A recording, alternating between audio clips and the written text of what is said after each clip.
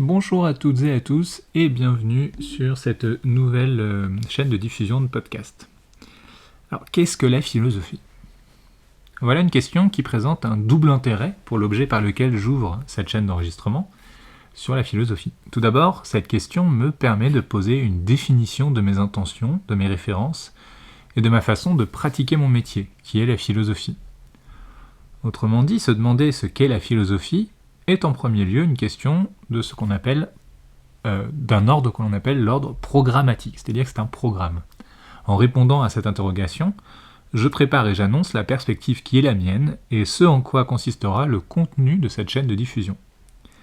Par cette prescription programmatique à laquelle je me tiendrai évidemment, j'écarte tout vague, toute confusion, et je démontre par le remplissage du contenu que la philosophie est distincte de la poésie ou de la mystique, desquels les esprits hâtifs ou hésitants la rapprochent parfois par exemple. On connaît tous des gens qui se sont entendus dire que leurs études de philosophie étaient des études non sérieuses ou qui les vouaient à un destin non sérieux. Or, la pratique à haut niveau de la philosophie est l'une des pratiques les plus sérieuses et les plus rigoureuses qui soient.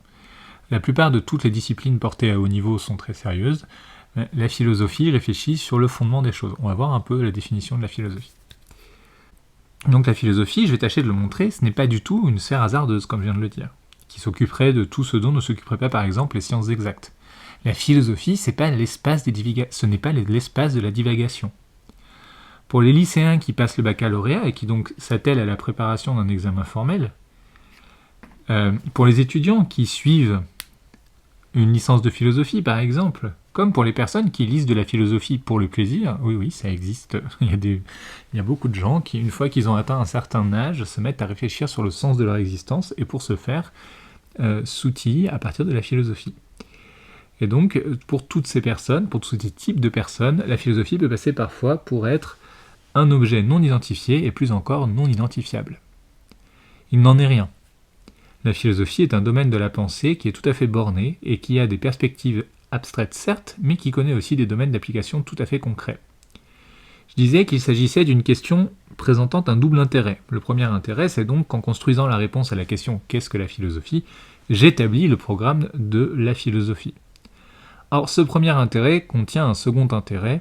En effet, je présente le programme de la philosophie tel que je la pratique. Il y a toujours un jeu qui parle. Il ne faut pas se faire croire que ce podcast est animé par l'universalité du ciel des idées. C'est un jeu, c'est un docteur en philosophie qui pratique une certaine philosophie avec des objectifs spécifiques et qui la pratique avec des influences spécifiques. Je vais en parler. Il s'agit donc d'assigner une clause d'humilité à cette chaîne et de ne pas prétendre pratiquer la philosophie universelle. Tout d'abord, une telle universalité peut-elle exister ? Pour quelle que soit la discipline. On a dans toutes les disciplines des interprétations. Nous allons voir ensemble que l'histoire de la philosophie s'est ramifiée depuis son origine occidentale avec les présocratiques et qu'à chaque ramification, elle acquit en précision ce qu'elle perdit nécessairement en universalisation. Les réflexions sur l'être et le temps d'un Héraclite, par exemple, changent tout à fait de perspective lorsqu'elles sont reprises par Heidegger ou par Ricoeur. Non pas que Héraclite soit aliéné par des philosophes plus modernes, encore qu'on pourrait se dire, dans le cas de Heidegger, ça pourrait peut-être être le cas, mais que ceux-ci interprètent et utilisent les fragments du vieux philosophe dans la perspective qui est celle de leur individualité propre. Alors je prends Heidegger et Ricoeur parce que c'est un peu deux stars de la postmodernité, enfin de la modernité postmodernité, mais on pourrait aussi parler de Clémence Ramnou, par exemple, qui a énormément travaillé sur Héraclite. Dès lors, la question « Qu'est-ce que la philosophie ?» a-t-elle elle-même une histoire ? Et l'analyse et l'interprétation de cette histoire est ce qu'on appelle en philosophie l'étude herméneutique. Elle a déjà été posée, cette question, par différents auteurs, et chaque réponse était une interprétation du ou des principes sur lesquels reposaient les conceptions de la philosophie qui étaient ainsi défendues. Si vous tapez sur Google « Qu'est-ce que la philosophie ?», vous trouverez des auteurs, il y en a un paquet, il y en a bien une quarantaine. Alors si vous êtes anglophone, c'est plus pratique, vous en trouverez plus. Mais donc c'est bien la preuve qu'il y a une tradition de cette question. Tout acte de définition, puisqu'une question c'est une recherche de la définition, tout acte de définition est un acte militant. Quand je vous demande à vous, auditeurs, qu'est-ce que la philosophie, je vous invite à réfléchir.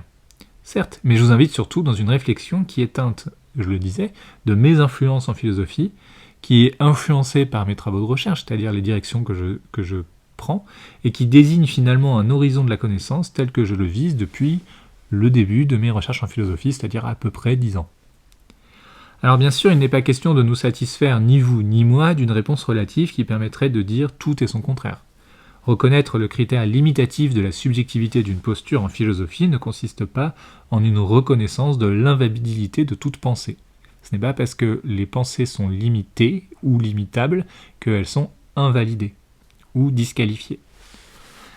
Alors, quelqu'un a disqualifié toute la philosophie au nom de conclusions dans une posture désespérée, c'est un penseur du début du XXe siècle qui s'appelle Ludwig Wittgenstein.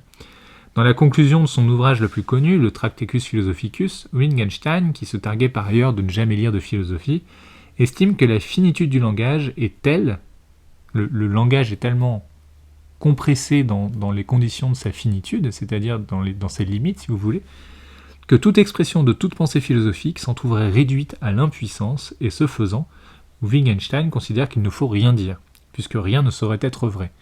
Bon, le Tractatus Philosophicus, c'est une masterpiece qui vraiment est très complexe à interpréter, à comprendre. Il faut à peu près... En fait, il est nécessaire de le lire 2 fois, puisque quand on le lit une première fois, on comprend à la fin qu'il faut le lire selon une certaine façon. Mais on est obligé de faire une première fois le cheminement pour être capable d'envisager un deuxième cheminement qui soit beaucoup plus concret, ou peut-être qui soit beaucoup plus proche de ce que voulait produire Wittgenstein. C'est un texte extrêmement compliqué. Wittgenstein était un penseur extrêmement brillant. Bon, en tout cas, moi, je peux au moins vous dire que dans cette chaîne de réflexion philosophique, je m'inscrirai contre la logique de Wittgenstein, et j'aurai recours pour cela à d'autres auteurs qui se sont ou non opposés officiellement à Wittgenstein, et nous verrons aussi, du moins j'essaierai de vous montrer, que Wittgenstein lui-même avait parfaitement raison d'émettre une telle condamnation contre la philosophie. Wittgenstein a soulevé ce qu'on appelle une aporie dans les liens entre le langage et la philosophie. C'est-à-dire qu'il a montré un problème non résolu, un problème logique, et prétendu non résoluble pour Wittgenstein, qui met en danger l'homogénéité d'un système par ailleurs totalement causal et fonctionnel. Ce qu'on appellera avec Kant un système géométrique. En discutant directement d'une telle aporie dans la philosophie, je vous montre le contenu de ce programme, par lequel je souhaite répondre à la définition de la philosophie. Tout d'abord donc, la philosophie consiste en la reprise des énigmes de la pensée, sur le fonctionnement de la pensée, afin de parvenir à décomposer et construire nos mécanismes. La philosophie nous permet de nous déplacer dans nos propres perceptions de ce que signifie qu'être le sujet de nos propres pensées, de nos croyances et de nos actes. Alors, qu'est-ce qu'être un sujet ? Bon, ici, je pose 2 nouveaux problèmes par cette question, qui paraît aussi simple qu'elle serait sans intérêt. Les questions simples, généralement, on donne l'impression d'être sans intérêt. Et alors je vais répondre en prenant l'origine du calque sur lequel s'appuie cette question. J'ai parlé de 3 dimensions, j'ai parlé de pensée, croyance et acte. C'est-à-dire, ce sont les grandes questions du philosophe allemand Emmanuel Kant, qui a bouleversé et révolutionné la philosophie à la fin du XVIIIe siècle. Et je vais m'adosser ensuite à la logique grammaticale du type de la question pour essayer de répondre. Vous allez voir que de cette façon, nous allons faire de la philosophie. C'est-à-dire qu'en fait, pour répondre à la question « qu'est-ce que la philosophie ?», il me semble que nous sommes obligés de faire de la philosophie. C'est-à-dire que nous sommes obligés de donner une incarnation à ce que signifie que être dans l'acte de philosopher. Donc c'est-à-dire que je vais vous faire participer finalement à une expérience de pensée, vous allez pouvoir accepter ou refuser de vous déplacer vis-à-vis de l'évidence de ce que signifie aujourd'hui pour vous qu'être un sujet. Bon, alors tout d'abord, Kant a posé un programme, lui aussi, à son immense et magnifique système philosophique au travers de 3 questions qui sont contenues dans une 4e. Alors, il s'agit de « que puis-je savoir ? Que dois-je faire ? Et que m'est-il permis d'espérer ?» Ces 3 questions, pour Kant, déterminent le programme de toute philosophie, c'est-à-dire tout impératif existentiel, et ce qui est souvent passé sous silence dans les émissions radiophoniques ou télévisuelles sur Kant, enfin... je parle de type de chroniqueur un peu à la mode, parce que tout spécialiste de Kant le sait et généralement le nomme, c'est que Kant a lui-même donné les réponses à ces questions. C'est pas du tout théorique, c'est pas abstrait. Il a donné une réponse concrète à tout ça. Ces réponses n'ont aucune ambiguïté. Pour ne pas tout gâcher, je dirais ici simplement que Kant a démontré la nécessité des énoncés philosophiques de Jean-Jacques Rousseau, qui sont notamment à l'origine de la démocratie française. J'y reviendrai probablement beaucoup plus tard dans la chaîne. Bon, il a donc posé ces 3 questions. Je répète, que puis-je savoir, que dois-je faire et que m'est-il permis d'espérer ? Dans une perspective philosophique qui est anthropologique. La philosophie, pour Kant, est une enquête sur ce que c'est que d'être humain. Il réunit ces 3 questions dans une 4e question que je prends la liberté de modifier ici. Alors, la question à l'origine, c'est qu'est-ce que l'homme, avec une majuscule à homme ? Alors, je ne vais pas reprocher à Kant de dépendre de son époque, puis en plus il avait 70 à 80 ans au moment où il a terminé ses ouvrages majeurs, mais je préférerais au futur, pas au conditionnel, je l'affirme, je préfère remplacer cette formulation par qu'est-ce qu'être sujet, afin d'être le plus inclusif possible, quel que soit le genre du sujet concerné, c'est tout sujet qui décide d'être sujet. Alors si son rapport au genre était peu novateur pour son époque, Kant, ces questions, 4 qui n'en sont qu'une, dépendent d'une intention qui était quant à elle tout à fait novatrice pour son époque. Kant est un auteur de la fin du XVIIIe siècle. Il voulait propager dans la philosophie ce qu'il appelle la révolution copernicienne. Alors la révolution copernicienne, c'est un truc dont on va être obligé de parler un petit peu, parce que cette révolution a déplacé le point de focalisation des sciences. Depuis cette révolution, la Terre n'est plus le centre de l'univers, et la conception du cosmos montre que l'humanité construit le cosmos selon la place qu'elle occupe dans ce cosmos. Les théories de la connaissance ne sont donc pas un rapport à la vérité, mais une relation à notre perception de ce qui est valable ou non pour nous, sujets. Alors je vais le dire encore plus simplement, avec la révolution copernicienne, le sujet humain est reconnu comme étalon de l'édifice de toute connaissance, qu'il soit scientifique ou non. Le progrès scientifique ne vise plus à atteindre la substance du réel ou une quelconque finalité du savoir. Le progrès scientifique est un outil par lequel s'identifient les sujets dans leur relation au monde, et aussi dans leur relation les uns avec les autres, puisque l'un influence directement l'autre. Mettre le sujet au centre et lui assigner l'immense responsabilité d'être ce dont les possibilités de tout le reste découlent, voilà le sens de la philosophie kantienne. C'est l'établissement d'un sujet transcendantal. Alors il n'y a pas de gros mots ici. Le sujet transcendantal est le sujet selon la condition duquel l'univers entier est possible et concevable. Alors, je le répète juste, le sujet transcendantal est le sujet selon la condition duquel l'univers entier est possible et concevable. Les conséquences d'une telle conception sont évidemment infinies et immenses.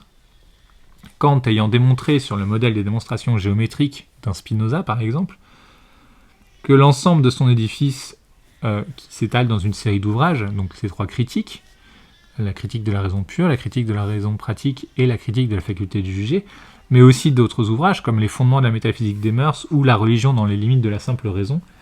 Donc cette série d'ouvrages constitue l'intervention de Kant dans la philosophie, et cette intervention est tout à fait fidèle à l'intention du programme qu'il s'est fixé. Il a en effet déplacé les lignes de la science, et précisément dans la direction qui était celle de ses intentions.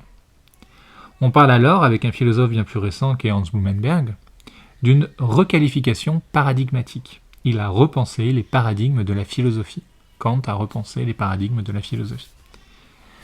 Il sera difficile de me dire qu'une philosophie dépendant de telles questions serait trop abstraite, trop confuse ou trop vague.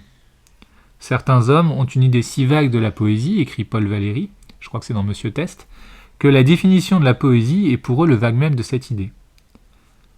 La philosophie souffre encore aujourd'hui d'une réputation semblable. Il faut savoir que la philosophie a toujours souffert d'une réputation semblable. Que l'on prenne par exemple l'ouverture par Claudine Tiercelin de sa leçon inaugurale de la chaire de métaphysique au Collège de France en 2011, le constat était déjà celui d'une métaphysique décriée, critiquée, rejetée, moquée.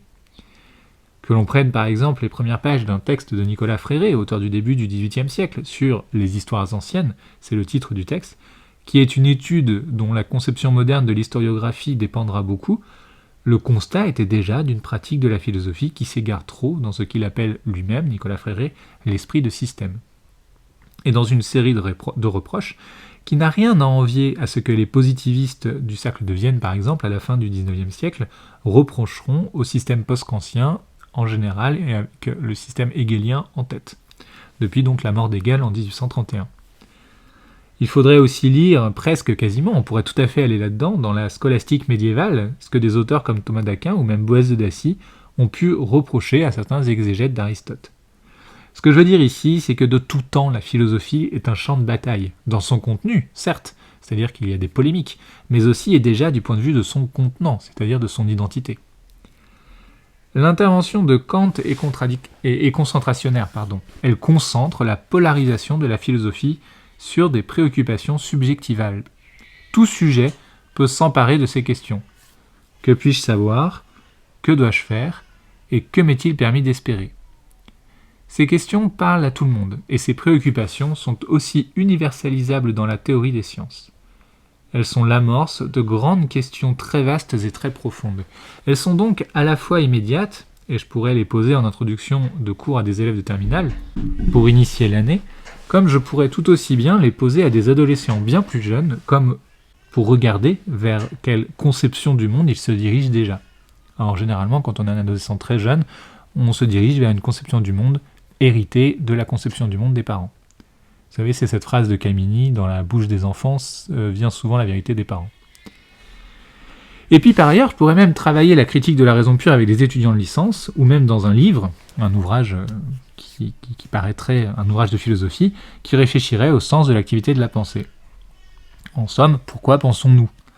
Et ces deux perspectives, me semble-t-il, sont tout autant conformes l'une que l'autre à l'ambition kantienne d'une propagation de la révolution copernicienne.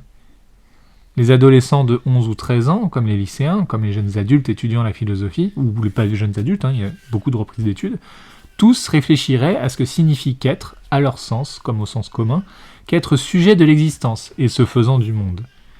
Ce qui pose une autre question, celle de se demander pourquoi les systèmes éducatifs occidentaux n'aménagent pas des espaces de discussion philosophique dès la plus jeune adolescence. Bon, alors là, nous aurions une autre perspective de problématisation de la philosophie, qui est sa fonction politique, et les conclusions auxquelles mène généralement l'usage de la philosophie sont rarement en faveur des systèmes oppressifs dont nous dépendons largement aujourd'hui. La société de contrôle n'aime pas beaucoup la philosophie.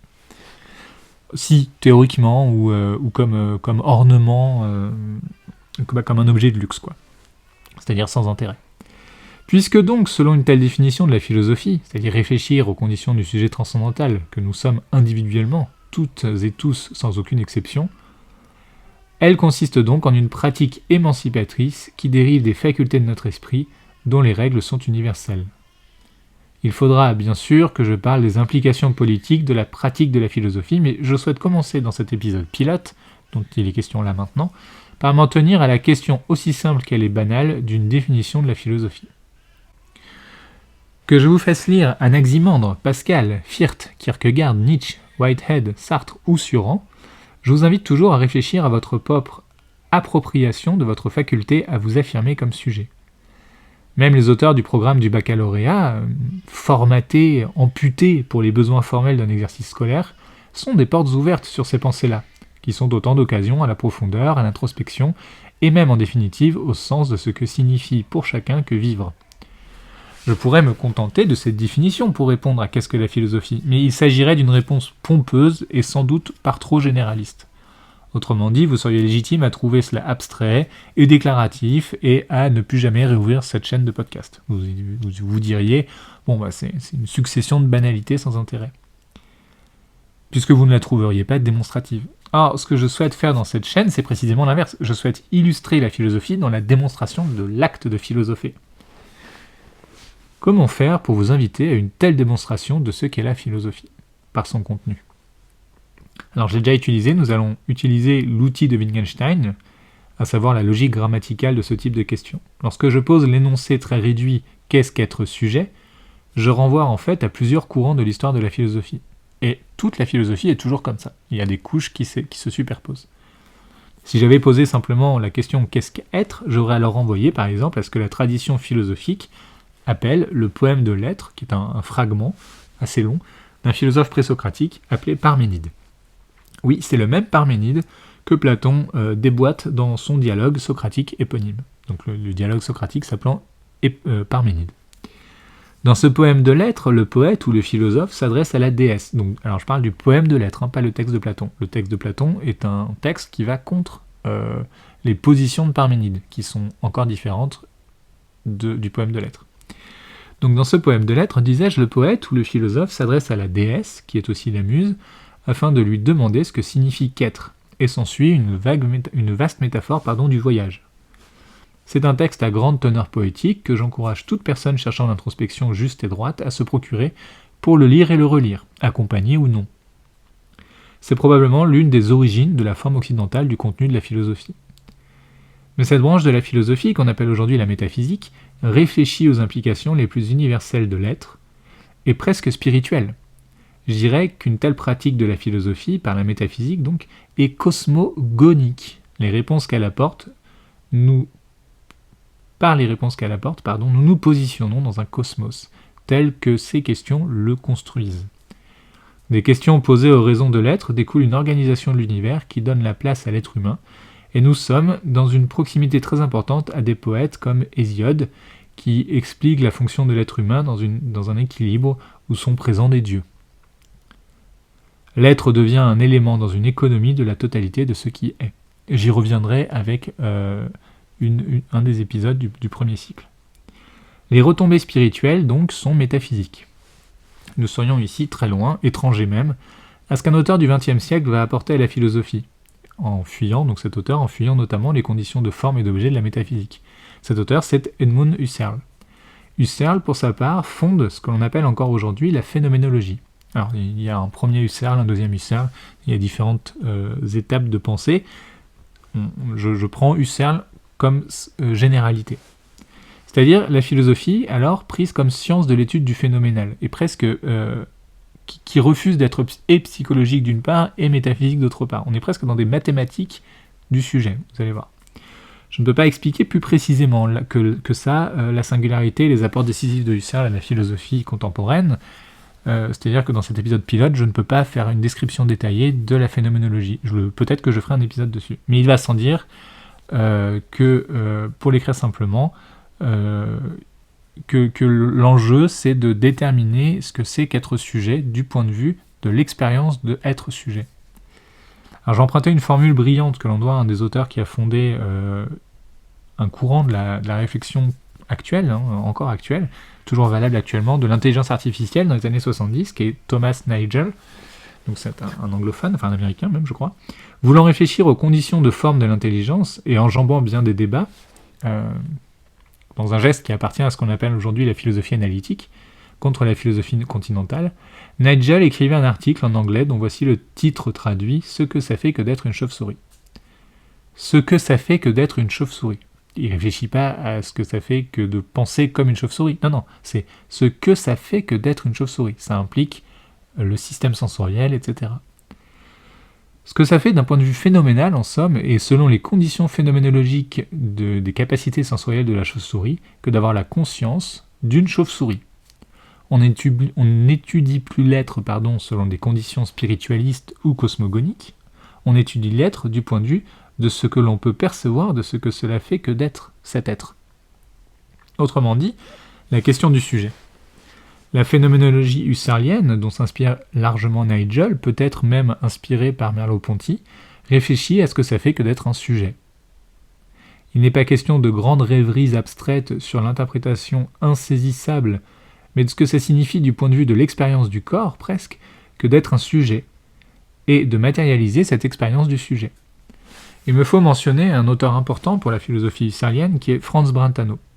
Brentano, antérieur et contemporain à Husserl, a inventé une idée radicale qui permet de simplifier radicalement notre compréhension de la phénoménologie, ce qu'on appelle l'intentionnalité. Là encore, je dois faire très simple et très réduit afin de rendre accessible une notion extrêmement dense et complexe et surtout par bien des aspects aporétiques. L'intentionnalité est cette expérience, donc et du verbe être, EST, l'intentionnalité est cette expérience de ce que ça fait que d'être sujet que personne ne peut faire à part la personne dont il est question de l'expérience de sa faculté de sujet. C'est-à-dire que l'intentionnalité est cette mise en acte indicible, impartageable, de ce que c'est que d'être un sujet. Quand on fait une expérience de quelque chose, personne d'autre que nous ne fait cette expérience de quelque chose. On peut la décrire, on peut tenter d'en partager le contenu, mais on est incapable de partager le contenant.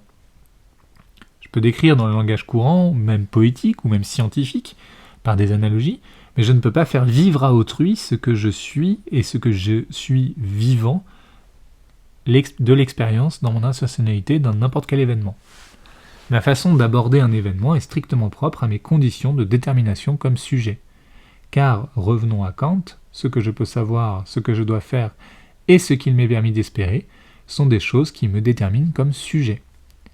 Personne d'autre que moi, ce moi qui est ma faculté d'être sujet, n'a vécu le monde comme je l'ai vécu, ne possède la somme de mes souvenirs, ni ne peut prévoir les choix que je vais poser en fonction de mes attentes du monde, de mes espérances, de mes frustrations, même de mes fantasmes. C'est-à-dire que la rationalité ne me conduit pas forcément, il y a peut-être d'autres enjeux qui interviennent. Autrement dit, c'est l'intentionnalité, qui est ce point de vue qui fait que je suis un être ayant un passé et me destinant intentionnellement vers un futur dans une activité présente, une mise en acte présente. Alors je pourrais développer très loin les réponses possibles à cette question « Qu'est-ce que la philosophie ?», mais je crois que j'ai apporté de bonnes pistes de réflexion qui vont nous servir de base pour toute la chaîne, et il est déjà temps pour moi, je crois, de conclure. Temps de conclure aussi, car je souhaite que cet enregistrement soit une invitation à l'acte de pensée, comme tous les enregistrements de cette chaîne. C'est-à-dire qu'à aucun moment j'enveloppe, en tout cas j'essaye d'envelopper le moins possible la personne qui m'écoute dans un impératif directionnel. Je désapprouve généralement, universellement, sur le plan éthique comme sur le plan physique, la logique du gavage. Et je crois que l'assimilation requiert beaucoup de silence, et de la réflexion interne et personnelle a posteriori d'une intensité. Réfléchir à des grandes questions demande à poser de petits pas. De même qu'un effort physique régulier permet de remporter des objectifs importants sur le long terme, il me paraît préférable de laisser décanter tout ça. Les questions de Kant, l'aporie de Wittgenstein, l'intentionnalité de Brentano dans le système husserlien de la phénoménologie, la question de l'être chez Parménide, le devenir héraclitéen, toutes ces questions, parmi l'innombrable quantité des questions formellement posées par les philosophes de tous les âges, sont des événements internes à envisager les uns après les autres, pour soi et en soi. En outre, il est tout à fait possible de réécouter cet épisode. Donc qu'est-ce que la philosophie ? Eh bien, une approche pour réfléchir à ce que justifie que nous soyons sujets. Une recherche de ce pourquoi nous sommes sujets, et ce que nous décidons d'en faire, comment nous voulons le faire, et ce que nous attendons de la forme que nous avons choisi de donner aux facultés de notre esprit. Et c'est donc dans un tel voyage que je vous propose d'embarquer avec moi, par ce premier épisode pilote, qui est une tentative. Le ballon prendra parfois de l'altitude, parfois nous nous rapprocherons du sol, de la matière, du corps, de nos instincts. Parfois je vous proposerai de réfléchir à des objets cinématographiques ou musicaux. Je prendrai une histoire particulière pour vous montrer ses évolutions et ce que disent les conditions de sa mutabilité. En tout état de cause, pour ce premier épisode, je vous remercie et je vous souhaite une excellente semaine.